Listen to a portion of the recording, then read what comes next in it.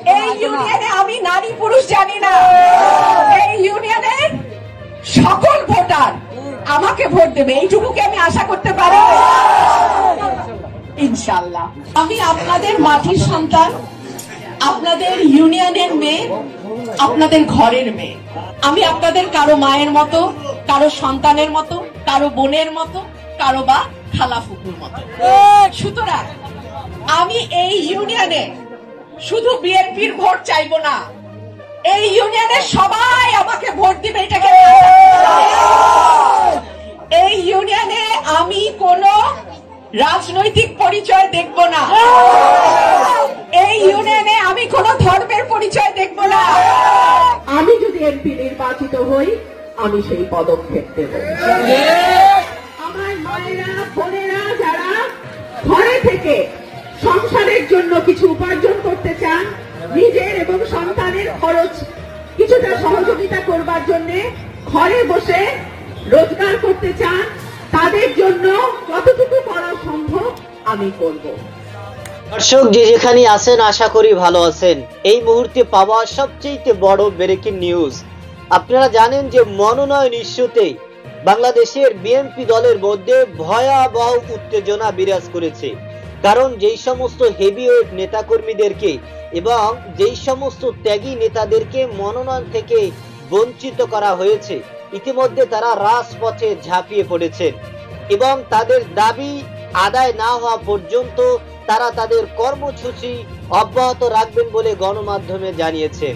দর্শক, এই মনোনয়ন থেকে বঞ্চিত নেতাকর্মীদের মধ্যে অন্যতম হচ্ছেন ব্যারিস্টার রুমিন ফারহানা। এই ব্যারিস্টার রুমিন ফারহানা মনোনয়ন থেকে বঞ্চিত হয়েও তিনি রাজনীতির মাঠে নির্বাচন করার প্রস্তুতি নিতেছেন এবং তিনি তার ভোটারদেরকে, তার নেতাকর্মীদেরকে এবং তার ভক্তদেরকে তিনি প্রতিশ্রুতি দিয়েছেন যে আপনারা যদি আমার হাতকে শক্তিশালী করেন, আপনারা যদি আমার পাশে থাকেন, তাহলে আমি এই এলাকায় নির্বাচন করব এবং আপনারা আপনাদের সিদ্ধান্ত নেবেন, দল দলের সিদ্ধান্ত নেবে। সুতরাং তিনি তারেক রহমানকে কিন্তু কঠিন হুঙ্কার দিয়েছেন যে আমি মনোনয়ন পাওয়ার যোগ্য, আমাকে অবশ্যই মনোনয়ন দিতে হবে। দর্শক, এই বিষয়ের কিছু অংশ ভিডিওর শুরুতে শিরোনামে আপনারা দেখেছেন, বিস্তারিত পুরো ভিডিও জুড়ে। তার আগে আমার একটা অনুরোধ, যারা আমার চ্যানেলে নতুন আসছেন চ্যানেলটি সাবস্ক্রাইব করে বল ক্লিক করে বেল আইকনটি বাজিয়ে দিন। দর্শক, তারেক রহমানকে ব্যারিস্টার রুমিন ফারহানা যে হুমকি দিয়েছেন মনোনয়ন পাওয়ার জন্য, সেটা আমরা দেখব।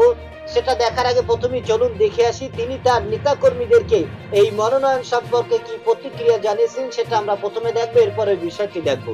দর্শক, ভিডিওটা অত্যন্ত গুরুত্বপূর্ণ, তাই ধৈর্য ধরে একটি লাইক এবং পুরো ভিডিওটা শেষ পর্যন্ত দেখতে থাকুন। আমি আপনাদের মাটির সন্তান, আপনাদের ইউনিয়নের মেয়ে, আপনাদের ঘরের মেয়ে। আমি আপনাদের কারো মায়ের মতো, কারো সন্তানের মতো, কারো বোনের মতো, কারো বা খালা ফুকুর মতো। সুতরাং আমি এই ইউনিয়নে শুধু বিএনপির ভোট চাইবো না, এই ইউনিয়নের সবাই আমাকে ভোট দিবে, এটাকে আমি আশা করতে পারি। এই ইউনিয়নে আমি কোনো রাজনৈতিক পরিচয় দেখব না, এই ইউনিয়নে আমি কোনো ধর্মের পরিচয় দেখব না, এই ইউনিয়নে আমি নারী পুরুষ জানি না, এই ইউনিয়নের সকল ভোটার আমাকে ভোট দেবে, এইটুকুকে আমি আশা করতে পারি ইনশাআল্লাহ। দল জানে, তারেক রহমান জানেন, খালেদা জিয়া জানেন যে পুতুলের দুই কাঁধে এই দায়িত্ব দেওয়ার মতো পুতুলের পায়ের নিচের মাটি অতখানি শক্তিশালী আছে। পুতুলের পায়ের নিচের মাটি কোনটা?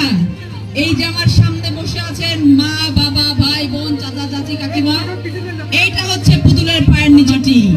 তারা জানেন যে আপনারা আমার সাথে আছেন এবং আপনারা আমার সাথে থেকে অবশ্যই আপনারা আমাকে জয়যুক্ত করবেন। সেই জন্যই কিন্তু দল এই সম্মানে আপনাদেরকে সম্মানিত করেন। আপনারা জেনে খুশি হবেন, পুরো বাংলাদেশে 18 কোটি জনগণের ভেতরে 300 আসনে নির্বাচন হবে। আপনাদের মেয়ে, আপনাদের পটালের বিটি, আপনাদের বিটি সেই 300 আসনের একটি আসনে মনোনয়ন পেয়েছেন। আপনারা জেনে আরো খুশি হবেন যে সমগ্র বাংলাদেশে 300 আসনের ভেতরে 10 জন নারীকে মনোনয়ন দেওয়া হয়েছে, যারা সরাসরি জাতীয় নির্বাচনে অংশগ্রহণ করবেন। রাজশাহী বিভাগ থেকে কেবল এবং কেবলমাত্র একজনকে দেওয়া হয়েছে, তার নাম ফারজানা শারমিন পুতুল। তাহলে আপনাকে বুঝতে হবে যে সম্মানে আল্লাহ তাআলা আপনাদেরকে সম্মানিত করেছেন, যে সম্মানে দল আপনাদেরকে সম্মানিত করেছেন, সেই সম্মানকে আমরা শতগুণ বাড়িয়ে ফেরত দেব ইনশাআল্লাহ। সম্মান কিভাবে ফেরত দিব? ব্যালটের মাধ্যমে, ভোটের মাধ্যমে। আমাদেরকে মা বোন ভাই বোন সকলকে ধানের শীষের দাওয়াত নিয়ে প্রতিটি ঘরে ঘরে যেতে হবে, বিটির জন্য ভোট চাইতে হবে। কি বলবেন? আমার পুতুল বিটি জিতলে জিতে যাব আমরা, আমার পুতুল বিটি জিতলে জিতে যাবে আমাদের প্রতিটি পরিবার, আমার পুতুল বিটিতে জিতে যাবে লালপুর দুয়ারিয়া ইউনিয়ন। সবাই বলেন ধানের শীষে ভোট দিব কিসে? ধানের শীষে জিতবে এবার ধানের শীষে আরব জেলে ধানের শীষ জোর হলো না ধানের শীষ বলতে হবে ধানের শীষ আরব জেলে ধানের শীষ। আসন্ন জাতীয় সংসদ নির্বাচনকে কেন্দ্র করে 237 আসনের পর আরো 36 আসনের প্রার্থী ঘোষণা করেছে বিএনপি। এবারও তালিকায় নেই বিএনপির সহ আন্তর্জাতিক বিষয়ক সম্পাদক রুমিন ফারহানা। 4 ডিসেম্বর বিকেলে গুলশান চেয়ারপারসনের কার্যালয়ে সংবাদ সম্মেলনে 36 আসনের প্রার্থী ঘোষণা করেন দলের মহাসচিব মির্জা ফখরুল ইসলাম আলমগীর। অনেক ভাইরা আছেন যারা বিদেশে যান, প্রবাসী হিসেবে বাংলাদেশে রেমিটেন্স পাঠান। আমি চেষ্টা করব আমার এই রেমিটেন্স যোদ্ধা ভাইরা যেন এলাকাতেই কিছু করতে পারে, আর যদি তারা বিদেশে যান তাদের যাওয়ার প্রক্রিয়া যেন সহজ হয়, স্বল্প খরচে স্বল্প সময়ের মধ্যে যেন তারা দেশের বাইরে যদি চাকরি করতে চান সেখানে যাতে তারা যেতে পারে ইনশাআল্লাহ। সেই জন্য যেই পদক্ষেপ নেওয়া দরকার, আমি যদি এমপি নির্বাচিত হই আমি সেই পদক্ষেপ নেব। আমার মায়েরা বোনেরা যারা ঘরে থেকে সংসারের জন্য কিছু উপার্জন করতে চান, নিজের এবং সন্তানের খরচ কিছুটা সহযোগিতা করবার জন্য ঘরে বসে রোজগার করতে চান, তাদের জন্য ঘরে বসে কিভাবে কারিগরি প্রশিক্ষণের মাধ্যমে আজাদ দিয়ে দিচ্ছে। আমি আর বক্তব্য দীর্ঘায়িত করব না, যতটুকু করা সম্ভব আমি করব। আমি আমার বক্তব্য আর দীর্ঘায়িত করব না।